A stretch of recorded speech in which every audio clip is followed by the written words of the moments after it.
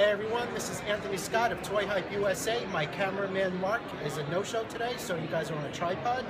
If there's any shifting or anything, that's why. I'm with NECA's Randy Falk. He is the managing supervisor? Yeah, director, whatever. All right. Randy, how's it going? Going well. All right. Big year. I got to say you guys killed it with the NECA Blade Fighter vehicle. I love that thing. Thanks. How's that selling for you? It's doing pretty good. It's cool to do something like that. We haven't done very many vehicles like ever, and that thing is certainly big. It's not a low ticket item. It's close to $100 retail, right. And it's about 3 feet long when you have everything fully assembled now. Yeah. But it's really cool. It's fun for us to do. One of our designers and sculptors, a guy by the name of Dave Silva, did a lot of design work on that, taking cues from the old Kenner thing, and we're all fans of the old school toys. So, from everything from the packaging to the little icons and graphics that are on the controls and everything, there's a love and going back to the old Kenner. The deco on that is unbelievable for a retail item. Yeah. You guys were all out. Thanks, man. What are the plans for future vehicles? You're still waiting to see how it does? For Predator, yeah. A risk also is people only have so much disposable income, so we got to balance it out. We have a lot of new Predator figures coming, and we kind of want to alternate. So we have a high ticket Predator item like the Blade Fighter. Now we had a higher ticket Alien Queen, and now we've got the Power Loader, which is a vehicle of sorts, basically an exosuit or mech suit. But the Power Loader is going to be up there as well, probably about a $90 or $100 retail. But if you have the Queen and you want to put Ripley in that Power Loader for that battle, we're bringing that to you this summer. So the next big vehicle for us is the Power Loader from 86 O's.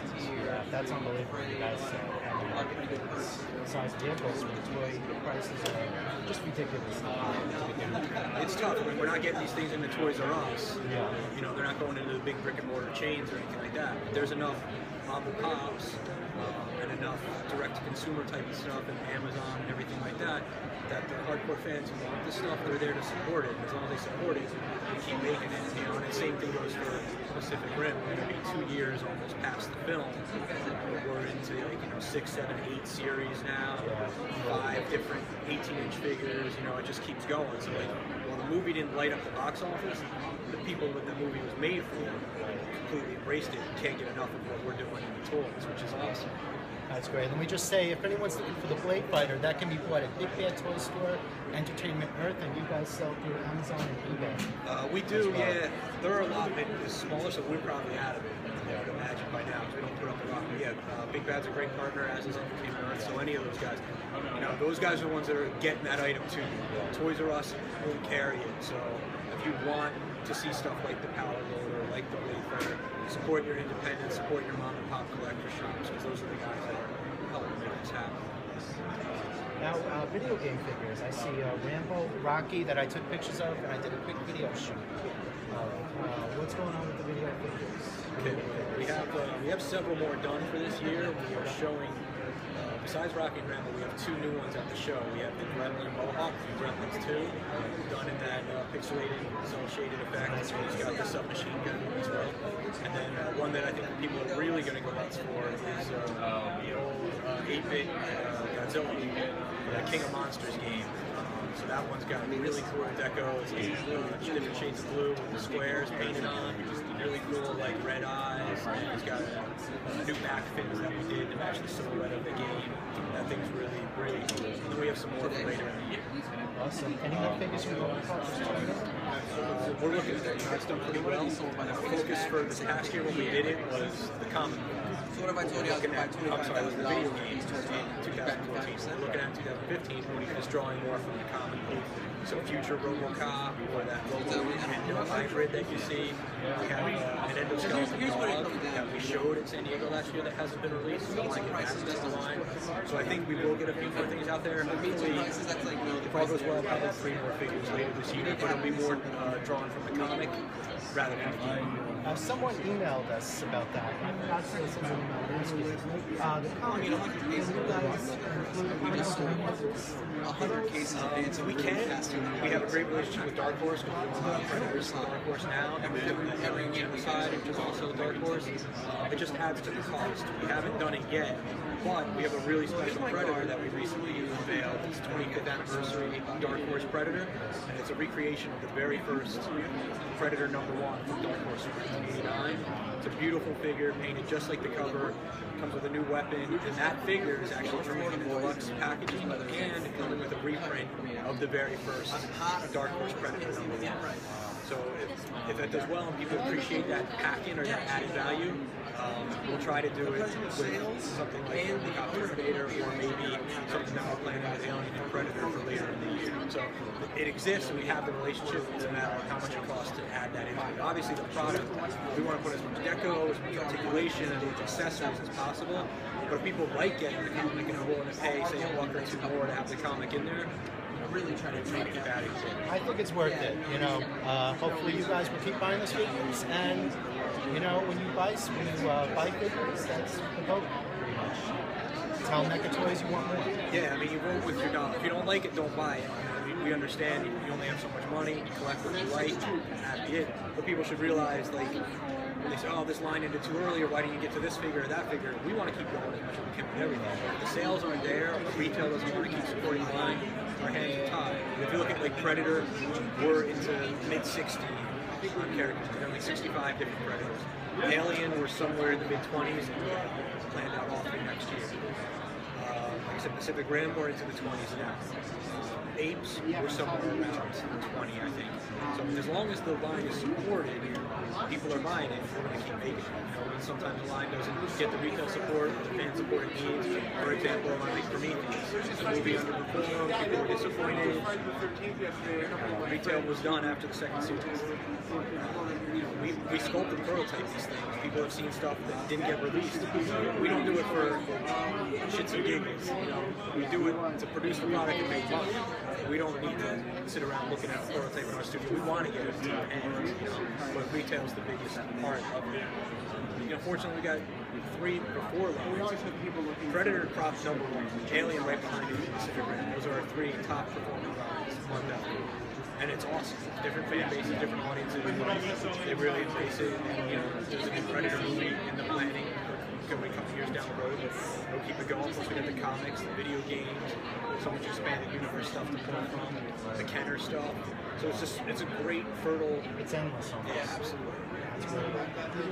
The Chris Reeve movie figure, Batman Returns. How were feedback from those so far? Tremendous. First, to most people, Chris Reeve still is Superman. He's the definitive. You think of Superman, you picture him. So to have that here finally is incredible. People are really crazy about it. That will be out for the summer.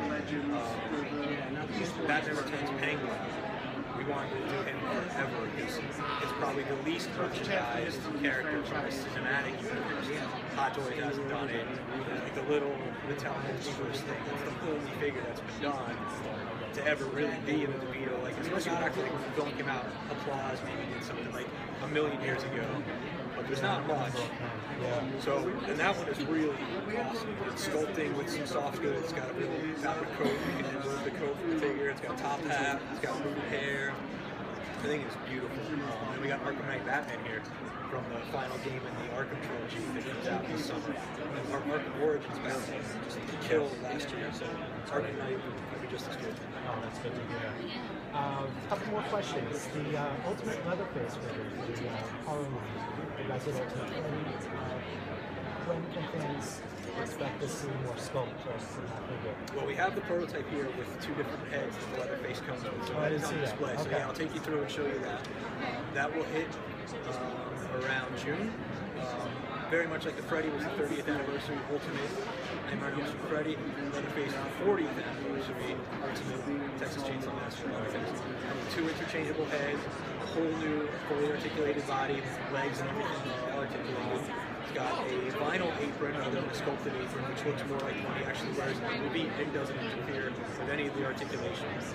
And then he's got a chainsaw, a mallet, a knife, a cleaver, and a meat hook. So it's pretty awesome. And it'll be in that deluxe window box packaging. It's collector friendly. You can take the figure in or out.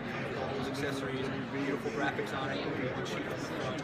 So it's really nice. It's unbelievable the amount of accessories you guys can include in your figures and keep all the deco and the skulls. There's a lot of value in these figures. Thank you. I'm glad that you realize it, and most of the fans realize it and appreciate it. The Ultimate figures is a newer category. You know, they are a couple bucks more, but you're getting everything in one package. In the past, say we did head variants or accessory variants, you have to buy the same figure a couple times. You know, pieces. But now we do Ultimate. You get this premium packaging. You get all the different interchangeable heads, and you get all the weapons in one piece. You know, and the packaging is really nice. You keep it on a bookshelf, open it up. We leave an area inside. If you do the conventions or anything like that, you get the talent to autograph it. We've seen tons of Robert Halen autograph Freddy's. Hopefully we'll see the same thing as Leatherface and Gunnar Hansen. We're bringing back Terminator 2. So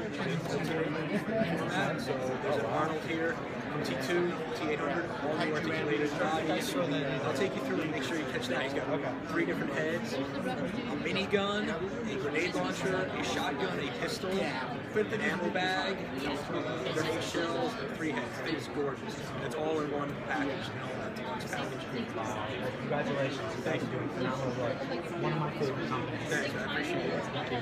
The Simpsons, how are those performing right now? They're doing well. Series 4 is at retail right now, which is probably the biggest series yet.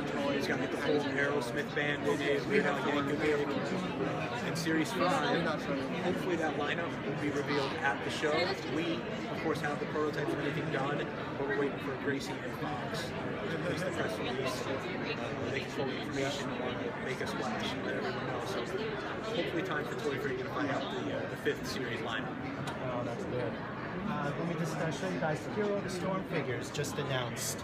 I don't know if we had time to report this or not, but they're right behind us. And what can you tell us about what fans can expect? Well, we plan to go deep. So our big first line, we sort of tested the waters to do stuff with Diablo last year. But Heroes of the Storm kind of gives you everything. It's got Warcraft, StarCraft, all in one. So we are working closely with them. Those are helping determine the character based on their knowledge and their fan response. We are going to go deep. So we're starting with 2 figures first, Orchid and Nova. They will hit in the late spring or early summer. Super posable. We have a lot of stuff they did in the past, like the old Warcraft line, DC and stuff. More statuesque. Even though the film is I think the design this is actually production size, and that will be a deluxe figure later in the summer. And then we have the prototypes here for the second series. We like the movie, so there's The art is material, and those the rest of the stuff I think we've seen. Wow, this is great. Awesome. All right, that's about wraps it up. Continue with Toy Hawk USA, and thank you with Randy for spending time with us. Yeah, no problem. Thanks for coming. All right, thank you. Yeah, there's